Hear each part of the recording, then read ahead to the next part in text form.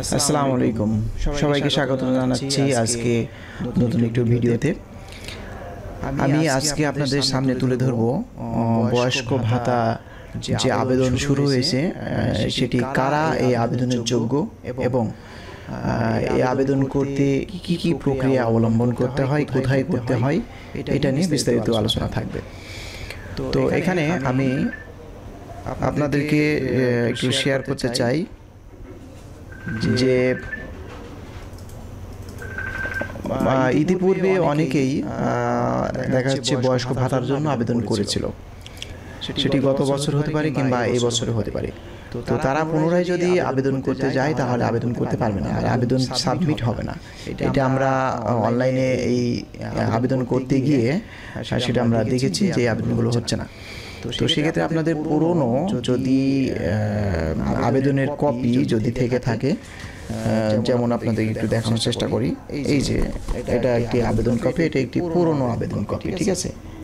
এই আবেদনটি হচ্ছে একটি পুরনো আবেদন। তো এখানে একটি ট্র্যাকিং নাম্বার রয়েছে এবং আপনার আইডি কার্ডের নাম্বার রয়েছে। তো এটা অবশ্য অনলাইনে ট্র্যাক করা যায়। মাঝে মাঝে সার্ভারটি অবশ্য কাজে কিছুটা বিঘ্ন ঘটায় কাজ করতে। তো আমি একটু আপনাদের দেখানোর চেষ্টা করব। তো আমি বয়স্ক ভাতার যে অনলাইনের যে ওয়েবসাইট রয়েছে সেই ওয়েবসাইটে গেলাম। তো এখানে দেখুন dss.bhata.gov.bd এটা লিখে আপনি মোবাইল ফোন দিয়ে যদি সার্চ করেন এরকম একটি ড্যাশবোর্ড পাবেন। তো এখানে নতুন আবেদন যারা করবেন তারা সেই যে অনলাইনে আবেদন, এখানে গিয়ে এখানে দেখুন নতুন আবেদনকারীর তথ্য এখানে দেওয়া রয়েছে। বিধবা বা স্বামী নিগৃহীতা ভাতা, প্রতিবন্ধী ভাতা, অনগ্রসর সমন্বিত বিশেষ ভাতা, অনগ্রসর সমন্বিত শিক্ষা, প্রতিবন্ধী শিক্ষার্থীদের জন্য শিক্ষা প্রবৃত্তি, বয়স্ক ভাতা। তো মোটামুটি বয়স্ক ভাতার আবেদনটি সব থেকে বেশি হয়ে থাকে এবং বিধবা আবেদনটিও হয়ে থাকে। এবং প্রতিবন্ধী কোটায় যারা আবেদন করতে চায় সেক্ষেত্রে তারা আবেদন করতে পারবে। তো এই সার্ভারটি নির্দিষ্ট একটি সময় কিন্তু এটা খোলা থাকে, ঠিক আছে। তো নির্দিষ্ট সময়টি সেটা কতদিন, তো সেটি আমি আলোচনায় পরে আসছি। তো আমরা এখানে দেখব যে অনলাইনে আবেদন ট্র্যাকিং, এখানে যদি আমি ক্লিক করি সার্ভারটি অনেকটা স্লো কাজ করে, তো একটু সময় লাগতে পারে ওপেন হতে। তো এখানে একটি ট্র্যাকিং নাম্বার রয়েছে। আগে যারা আবেদন করেছেন এই যে এখানে ট্র্যাকিং নাম্বার দেওয়া রয়েছে, এই ট্র্যাকিং নাম্বার দিয়ে সার্চ করে ফাইল ডাউনলোড করতে পারেন। আপনারা নতুন করে এটি ডাউনলোড করতে পারবেন, অথবা এনআইডি কার্ড দিয়ে এটি আপনারা হচ্ছে এখানে এই ওয়েবসাইটে ঢুকতে পারেন যদি আগে আবেদন করে থাকেন। যদি কোনোভাবে এই আবেদন কপি বের করতে না পারেন তাহলে কি করবেন?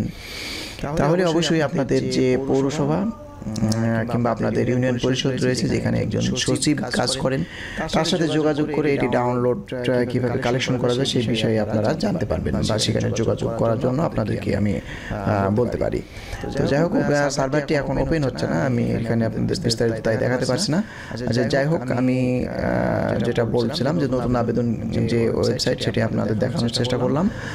আর হচ্ছে এখানে অভিযোগ ট্র্যাকিং মানে বা অভিযোগের আবেদন, এগুলো অভিযোগ আপনি যে আপনার আইডি কার্ডের বর্তমান আপনার যে আবেদন কপি কী অবস্থায় রয়েছে সেটি এখানে অভিযোগ ট্র্যাকিং করলে এই ট্র্যাকিং ইয়েটা আপনারা চেষ্টা করবেন নতুন আবেদন যারা করবেন একটি করে ফটোকপি রেখে দিতে। তাহলে আপনার এই অনলাইনে সিস্টেম আপনারা জানতে পারবেন যে আপনার আবেদনের অগ্রগতি কতদূর হলো। তো এখানে একটি বিশেষ গুরুত্বপূর্ণ একটি বিষয় হলো যে আবেদন করার পরপরই কিন্তু ধরে নিতে পারেন যে আপনি হচ্ছে বয়স্ক ভাতার আবেদনের যোগ্য, কিন্তু এটা ভাবলে সম্পূর্ণ ভুল হবে। আমরা প্রতিনিয়ত দেখা যাচ্ছে যখন আবেদন শুরু হয় প্রচুর আবেদন করি, সবাই কিন্তু বয়স্ক ভাতা পায় না।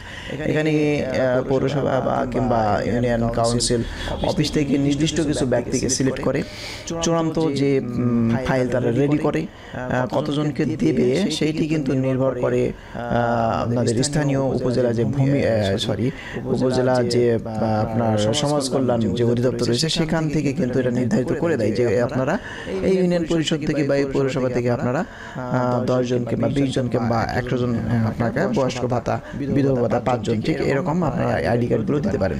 তো অবশ্যই আবেদন করতে হবে। আবেদন করার পরে এই আবেদনের কপি এবং এনআইডি কার্ডের ফটোকপি কিন্তু এই মেম্বার কিংবা চেয়ারম্যান তাদের মাধ্যমে কিন্তু এটি চূড়ান্ত একটি তালিকা তৈরি হয়। সেই তালিকাতে যাদের নাম থাকে শুধুমাত্র তারাই বয়স্ক ভাতাগুলো বা বিধবা ভাতা বা অন্যান্য যে ভাতা রয়েছে সেগুলো পেয়ে থাকে। তো যাই হোক, আমি এখন বর্তমানে যে আবেদন শুরু হয়েছে সেটি একটি আমরা বিস্তারিত আলোচনা করব। তো বয়স্ক ভাতা আবেদনের শেষ তারিখ সেটি আমরা একটু দেখি।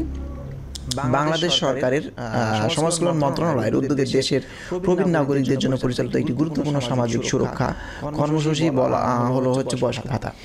এই ভাতার মাধ্যমে 65 বছর বা তার বেশি বয়সের দরিদ্র ও অসহায় মানুষেরা সরকারের কাছ থেকে প্রতি মাসে নির্দিষ্ট পরিমাণ আর্থিক সহায়তা পান ভাতার জন্য প্রয়োজনীয় যোগ্যতা। তো এখানে 65 বছর সাধারণত পুরুষদের ক্ষেত্রে, তবে মহিলাদের ক্ষেত্রে এখানে আরও 3 বছর কম রয়েছে, ঠিক আছে। তো এনআইডি কার্ডে 65 বছরেও যদি বয়স একদিন কম হয় তাহলে আবেদন করতে পারবেন না। তো আচ্ছা, বয়স্ক ভাতা পাওয়ার জন্য কিছু নির্দিষ্ট যোগ্যতা থাকা আবশ্যক, যেমন বাংলাদেশের নাগরিক হতে হবে, পুরুষদের বয়স কমপক্ষে 65 হতে হবে এবং মহিলাদের ক্ষেত্রে 62 হতে হবে, যেটা আমি বলেছিলাম যে পুরুষের ছাড়া 2-3 বছর কম হতে হবে। তো মহিলাদের ক্ষেত্রে এটি আরও 3 বছর কম হলেও তারা আবেদন করতে পারবে। আর বয়স্ক এই বিধবা ভাতার ক্ষেত্রে এখানে কোনো বয়স সাধারণত নির্ধারণ করা হয় না। 18 বছরের উপরে বা 20 বছরের উপরে যাদের এনআইডি কার্ডে বয়স রয়েছে এসব মহিলাদের যারা বিধবা হয়েছেন তারা আবেদন করতে পারবেন, ঠিক আছে। তো এখানে কোনো বাধ্যবাধকতা নেই। সরকার প্রদত্ত অন্য কোনো সামাজিক নিরাপত্তা ভাতা যেমন বিধবা ভাতা, প্রতিবন্ধী ভাতা ইত্যাদি গ্রহণ না করা। এখন আপনি যদি ইতিমধ্যে প্রতিবন্ধী ভাতা গ্রহণ করছেন আবার পুনরায় যদি বয়স্ক ভাতা আবেদন করেন তাহলে পাবেন না, বা বিধবা ভাতা আপনি পাচ্ছেন সেক্ষেত্রে আপনি বয়স্ক ভাতার জন্য আবেদন করবেন সেক্ষেত্রে সেটা হবে না, ঠিক আছে। যে কোনো একটি ভাতা আপনি সরকারের কাছ থেকে পাবেন। স্থানীয় সরকারের অনুমোদিত তালিকার নাম অন্তর্ভুক্ত থাকতে হবে। 2025 সালের জন্য বয়স্ক ভাতার অনলাইন আবেদন কার্যক্রম ইতিমধ্যে শুরু হয়েছে, যেটি আমি বললাম আপনাদেরকে যে সার্ভারটি কিন্তু এখন ওপেন রয়েছে, ঠিক আছে। তবে এটি বন্ধ হয়ে যাবে। তো আমরা সেটা একটু দেখার চেষ্টা করি যে এবং আবেদন গ্রহণ চলবে নির্ধারিত শেষ তারিখ পর্যন্ত। নিচে বিস্তারিত তথ্য তুলে ধরা হলো। বয়স্ক ভাতার শেষ তারিখ সরকারি ঘোষণা অনুযায়ী বয়স্ক ভাতা আবেদনের শেষ তারিখ 30 নভেম্বর 2025 নির্ধারণ করা হয়েছে। আজকে হলো 1 নভেম্বর। তো আশা করা যায় যে আমরা 30 নভেম্বর পর্যন্ত আবেদনগুলো করতে পারবো, ঠিক আছে। তো আপনারা আপনাদের পরিবারের সদস্যদের জন্য যদি বয়স্ক, বিধবা কিংবা প্রতিবন্ধী ভাতার জন্য আবেদন করেন তো আপনারা করে নিতে পারেন। তবে উপজেলা বা সিটি কর্পোরেশনের তারিখ কিছুটা ভিন্ন হতে পারে। সাধারণত এটি গ্রাম পর্যায়ে, ইউনিয়ন পর্যায়ে তারিখটা আমরা শুনেছি, তবে উপজেলা বা সিটি তবে আবার এরকম হয় যে এই সময়সীমা মাঝে মাঝে আবার বাড়ানো হয়। আমরা দেখেছি যে এই সময়সীমা পরবর্তীতে আবার বাড়ানো হতে পারে। তো তাই আবেদনকারীদের নিজ নিজ ইউনিয়ন পরিষদ, পৌরসভা বা সিটি কর্পোরেশন অফিসে যোগাযোগ করার পরামর্শ দেওয়া হচ্ছে। এখানে আসলে বিষয়টা এরকম যে আপনারা যতই বাইরে থেকে আবেদন করুন না, যাই করুন না কেন, আপনাদের ইউনিয়ন পরিষদের যে মেম্বার বা ইউনিয়ন পরিষদের যে চেয়ারম্যান রয়েছে, পৌরসভা সিটির যে কমিশনার রয়েছে তাদের সাথে যোগাযোগ রাখতে হবে।